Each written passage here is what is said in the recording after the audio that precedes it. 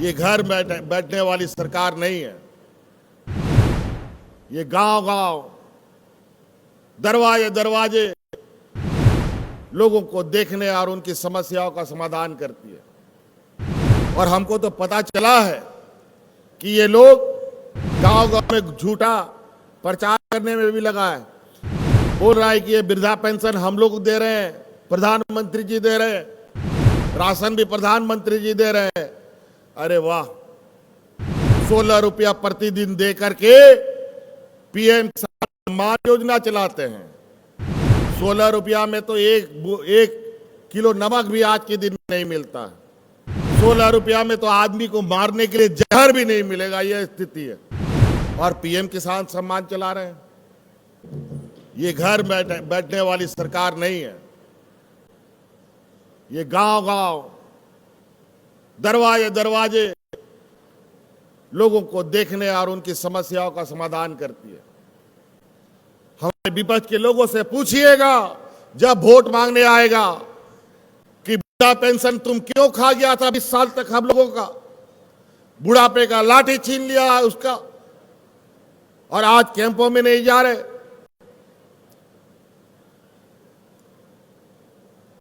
और हमको तो पता चला है कि ये लोग गांव गांव में झूठा प्रचार करने में भी लगा है।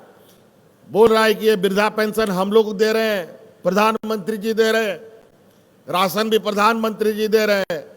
अरे वाह, 16 रुपया प्रतिदिन दे करके पीएम किसान सम्मान योजना चलाते हैं। 16 रुपया में तो एक किलो नमक भी आज के दिन में नहीं मिलता।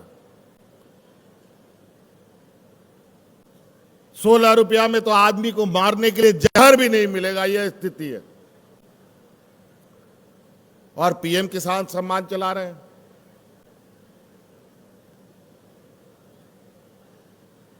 और रोज नए नए तरीके से आदिवासी, दलित, पिछड़े, किसान, मजदूर के प्रति जो इनकी गंभीरताएं हैं, वो गंभीरताएं आज देश की विभिन्न राज्य की जनता देने की तैयारी कर रही है। इसीलिए आप सब लोग भी इस क्षेत्र में 9-10 विधायक होते हैं पलामू प्रमंडल में, जिसमें सबसे अधिक विपक्ष के लोग हैं, लेकिन बदले में क्या दे रहे हैं?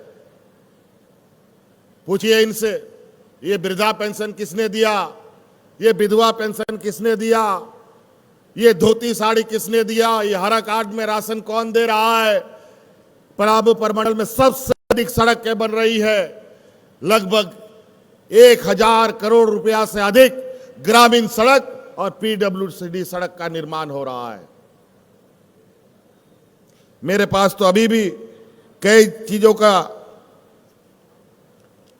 लगभग 36 करोड़ रुपया का से 910 किलोमीटर ग्रामीण सड़क बन रहे हैं।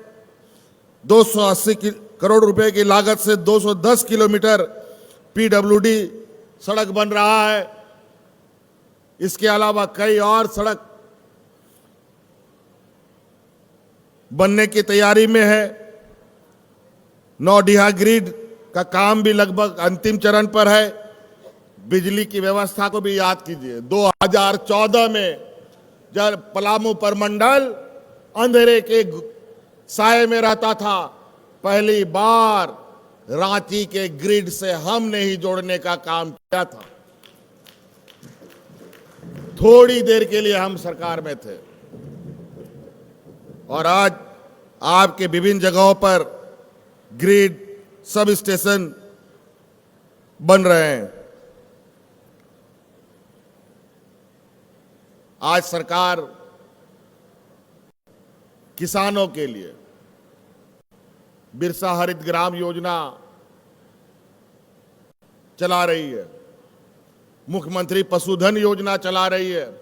अभी कुछ दिन पहले ही यहाँ पलामू में हम लोगों ने डेयरी फार्म का उद्घाटन किया और सुनकर बड़ा अच्छा लगा कि शायद यहाँ 50,000 या उससे कम लीटर की क्षमता थी और आज 65,000 लीटर का इन लोगों ने बढ़ोतरी कर दिया। तो इसलिए पशुधन योजना का लाभ हमारे किसान भाई ले। पशुधन में पहले गाय, बकरी, मुर्गी, सुअर बटाता था, अब ये जानवर तो बटेंगे ही, साथ में भैंस भी बटने का हमने इसमें जोड़ दिया है। अब भैंसे भी आपको मिलेंगे। और तो और अब जो जानवर आपको मिलेगा, पहले तो कभी कभी ये बेईमान लोग बीमारू जानवर सप्लाई करते थे।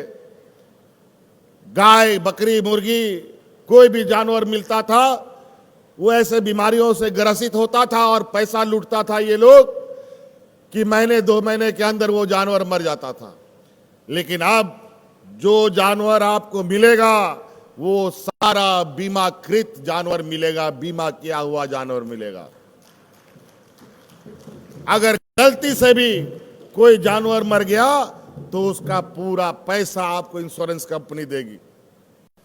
नहीं तो इतना पैसा लगाने के बाद जब जानवर मर जाता है ना, तो किसान दोबारा हिम्मत नहीं कर पाता है बेचारा कि हम दोबारा पशुपालन करें।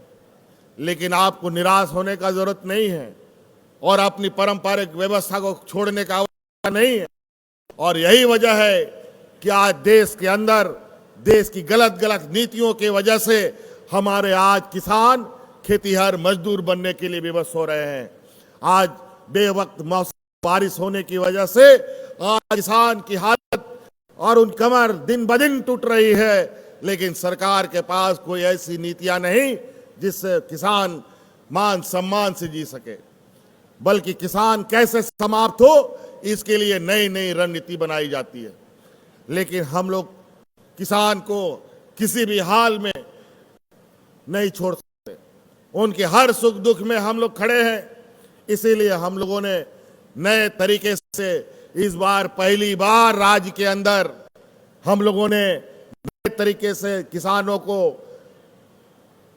खेती के प्रति जागरूक करने के लिए कृषि पदाधिकारी की नियुक्तियां की। हम लोग विभिन्न जिलों में किसान पाठशाला हम लोग चला रहे हैं, कहीं बन रहा है, कहीं बन के तैयार हो गया है, जहां किसानों को गांव-गांव से ला करके नए नए तकनीक से खेती कैसे होगी इसकी शिक्षा दी जाएगी, ताकि वो सारे किसान फिर से अपने खेती बाड़ी को और मजबूती दे सके। पहले पूर्वज लोग क्या डॉक्टर इंजीनियर थोड़ी होता था जी, सभी लोग तो अनपढ़, ठेपा छाप। हाँ, लेकिन खेती बाड़ी में नंबर 1। हम लोग का दादा परदादा लोग कितना पढ़ा लिखा लोग था, गिना चुना लोग छोड़कर सभी लोग खेती बाड़ी से जुड़ा हुआ था। और आज उन्हीं लोगों ने यहां तक हमें पहुंचा, तो क्या खेती बाड़ी करना खराब बात है क्या?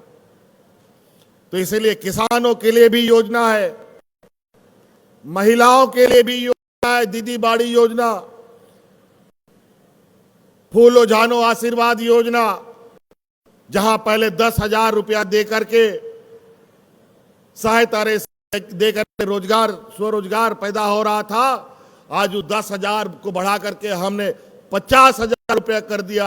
आप 50,000 रुपया लीजिए और अपना रोजगार करना शुरू कीजिए। पढ़े लिखे नौजवानों के लिए नौकरी की व्यवस्था जैसे के माध्यम से अनेक नियुक्तियां निकल रही हैं। अभी हजारों नियुक्तियां भी निकलने की तैयारी में है। हमारे पढ़े लिखे नौजवान उधर अपना किस्मत आजमाएंगे। लेकिन जो लोग नहीं पढ़े हैं, जो लोग कम पढ़े हैं, उनके लिए भी मुख्यमंत्री स्वरोजगार योजना हम चला रहे हैं, जहां आपको अपने पैरों पर खड़ा होने के लिए, चाहे वो महिला हो चाहे पुरुष हो, आप कोई भी काम करना चाहते हैं, राशन की दुकान चलाना चाहते हैं, कपड़ों का दुकान चलाना चाहते हैं, सैलून चलाना चाहते हैं, ब्यूटी पार्लर चलाना चाहते हैं, सिलाई दुकान चलाना चाहते हैं, तो उसमें जो पूंजी का अभाव रहता है आपके पास, आपका पूंजी नहीं होने की वजह से काम नहीं कर सकते हैं। उसमें जितना पूंजी लगेगा उतना पूंजी राज्य सरकार आपको देगी। इसकी व्यवस्था हमने कर दी।